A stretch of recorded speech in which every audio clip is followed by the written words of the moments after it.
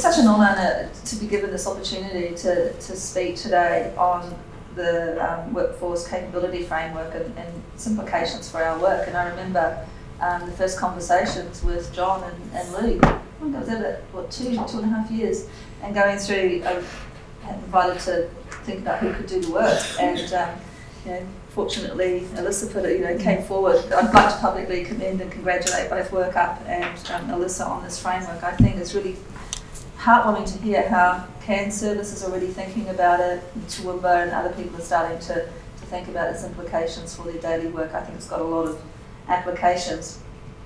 What I learned over that 13 years, particularly conducting exit interviews with colleagues who are leaving the DV service, is that one of the things that sustained them for so long in doing the work was the sistering that they experienced in their teams and in the organisation.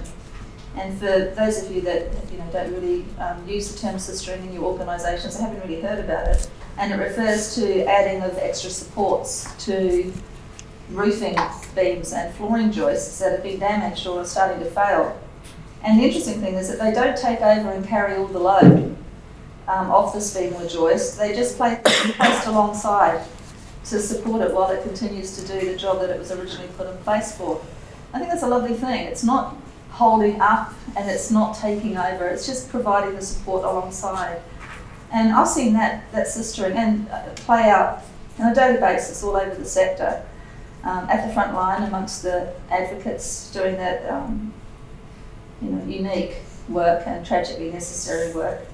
I've seen it in group co-facilitation. It's often been brothering Brody in that space with my male co-facilitators. I've seen it on leadership teams, and I've seen it in the statewide network, UDVSN, with some amazing sistering that can happen there. And I think sistering is a fantastic gift in the sector that we could offer to many other sectors and to corporate and to government. It's a beautiful thing, and whenever I see it in action, it is always genuine, which is something that Grace referred to as being important. It's always timely, it's specific, it's open-hearted, it's compassionate, and it's non-judgmental.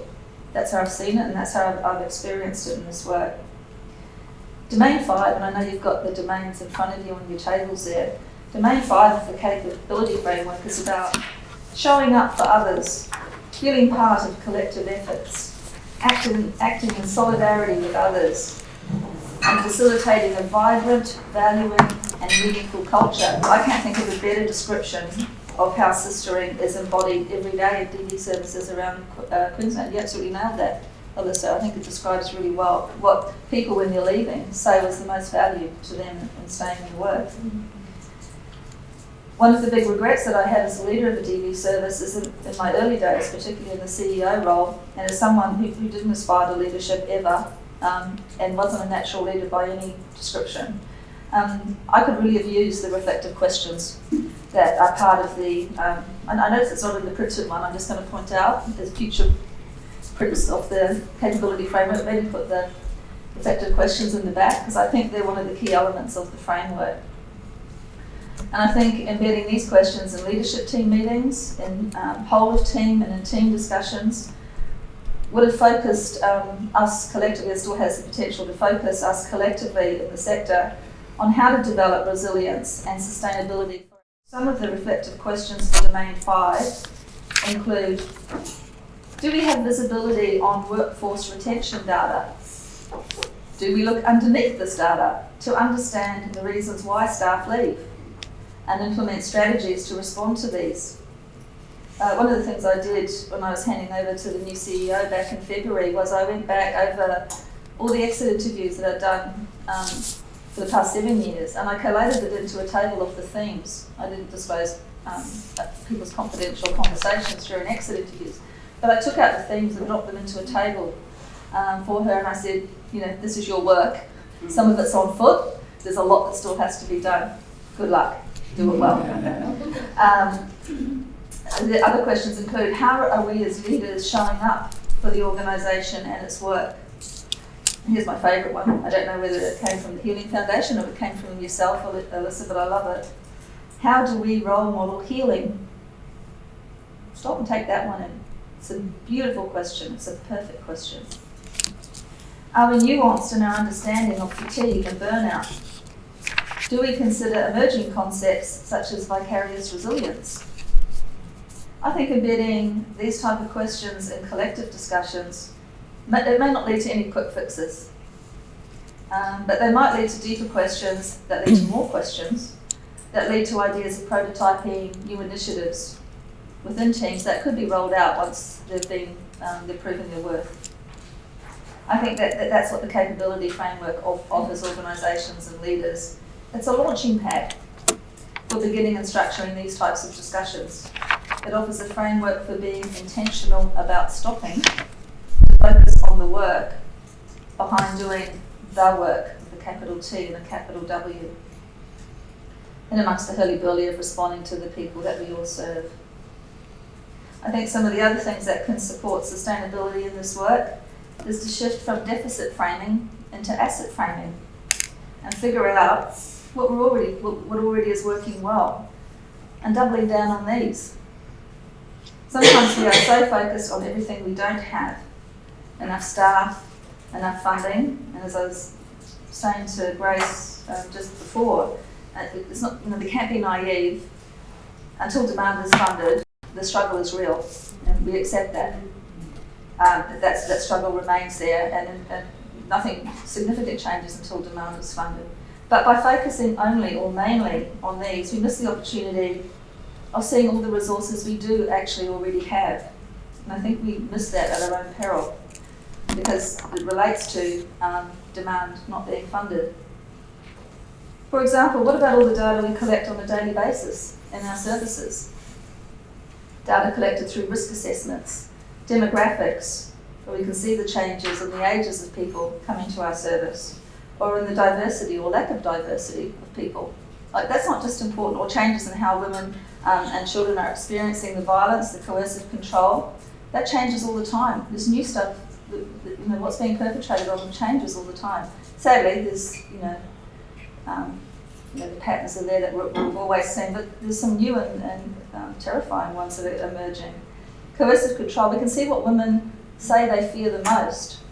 We can see through our data which part of the system is impacting them the most. And from surveys and actually spending the time to have focus groups with the women, we can hear what they're saying would make the biggest difference for them. And how can all this data be a resource to our service instead of being seen as something we have to do? We've got to capture data for P2I, we have to capture data for HQF and audits.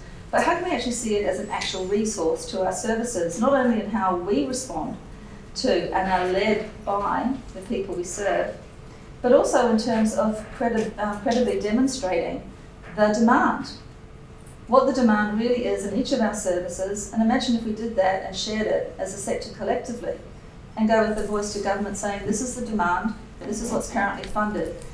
How do we close this gap? What do we have to do to get closer and actually genuinely fund demand?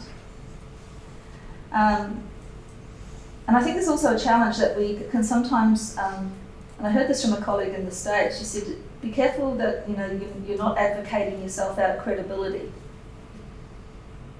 Think about that. And I think a way of not advocating yourself out of credibility is to have the data. And not just data and counting numbers, but from focus groups. The data from that, the qualitative data that you can then turn into actual data that you can go to government with. And just another nod to the capability framework, 3 of the 5 domains contain a reflective question about evidence bases, and I think those questions are well worth considering for any organisation. It could also support sector-led research. Wouldn't that be nice? That the research comes from the sector instead of waiting for it to be handed down on high from academia or from somewhere else. That we could actually do sector-led research that can genuinely and usefully inform our practice and start national discussions and public policy changes. I think that would be awesome. While that's just one example of an underutilised resource sitting in our services, if we can create the space to reflect and be intentional about normalising these types of discussions, we can find them to be game changers in terms of finding our way back to creativity and innovation. And I know that's really hard.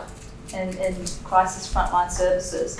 But unless we become intentional about our discussions and address some of these questions, we're just going to be on the treadmill. We're just going to keep doing the same stuff.